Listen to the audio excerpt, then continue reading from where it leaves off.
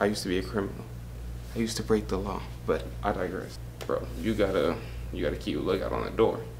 So that dude run over there, he run over here, everybody moving and shaking and jiving.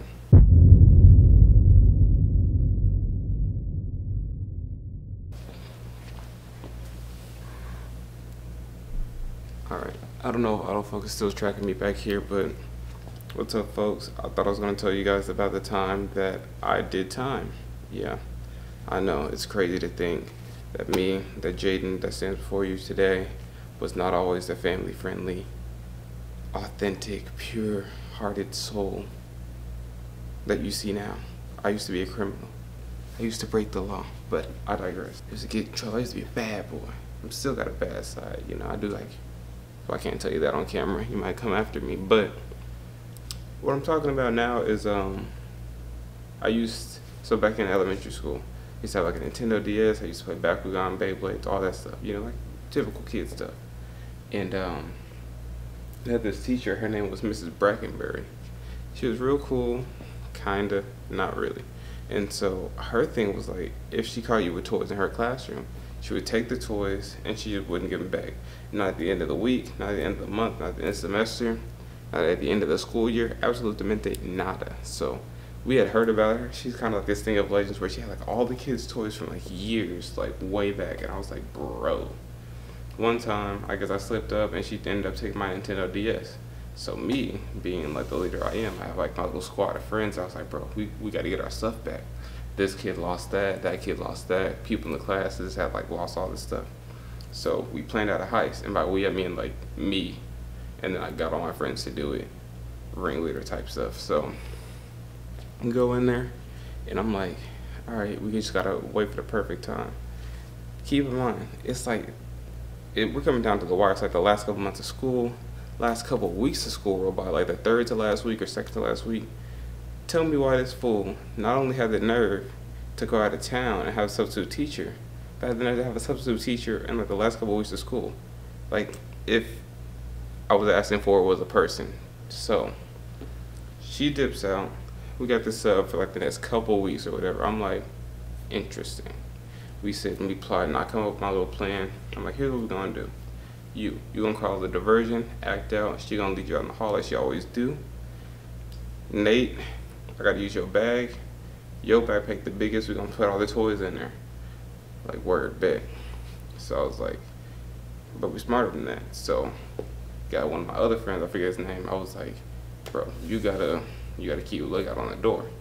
So that dude run over there, he run over here, everybody moving and shaking and jiving. I mean, the whole class was pretty much chill. Like, nobody even said anything about it. It was just chilling, like watching the whole thing go down. He calls it a diversion. My friend goes to the door. I'm like, boom, go. My heart racing. I'm like, shoot, this is it. We go over to the desk, bro. I say we, it was just me. I open up that bag. I'm looking dead at the other students. They just looking, they ain't saying nothing. I'm like, y'all keep your mouth shut. I open up that desk. I start feeling the bag. Boom, DS. Bro, it took me like forever to find the DS. That was like the second to last thing I found. I'm finding all these things. I found a soccer ball. I found like a bunch of stuff, bro. Like, hella stuff that people just lost over the years. Walking with that backpack. The next day at school, I feel like I'm that dude, bro. I'm over here handing out toys like I'm that dude. Everybody know me. I'm like, bro, what you got? Oh, yeah, here you go. Oh, what you had?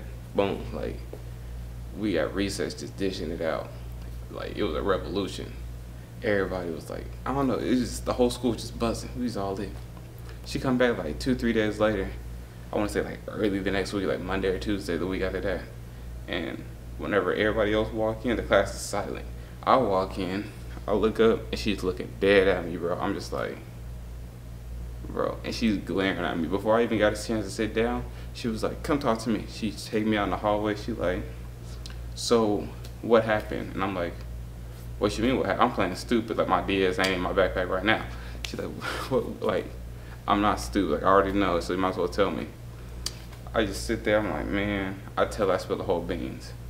I think my sources tell me Nate, the kid who I used the backpack from, was the one who snitched on me. I don't know to this day. But what I do know, for the rest of the semester, which was like 2 or 3 weeks, big whoop. Well, I was definitely suspended for like 5 days. 3 or 5 days. So like I did my time behind bars. You know, they locked me away. My mom came in my room, spanked me, all that, like, you know, typical struggle stuff. But like I had to go through that by myself. Like it wasn't a 3-point, like it wasn't a multi-person operation. Like I was the only person that got suspended. And then I came back to school, and like from then on, I had to like sit in the back of the classroom. I couldn't like sit up and like converse with my friends. Like I had to like literally, I had like a desk by the door in the back, and like nobody else was like could like talk to me. Like it was crazy for the rest of the semester. Luckily it wasn't that long, but I was like, bro. So yeah, I mean, I'm gonna keep it short, simple, and sweet for this video. That's pretty much it. That's why like I be on my thuggy. That's why if you ever hear me say like I did my nickel, I did my time, I ain't going back to jail for nobody else again, like that's why. Cause like I ain't going back for nobody, bro. But we out now. We out living life. We living large. That's why I live life to the fullest. Cause life is finite, bro. That time behind, that time being locked away, bro, it do something to your head, mess with you. Now here I am today, a changed man. Now that don't mean go out and commit crimes, cause we all know the system's messed up. But I also mean that don't let the system mess you up. See you tomorrow.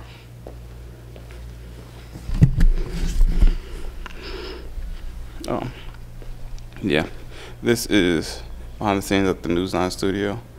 I love being here because like can't nobody whoop me. I'm production. I run this studio.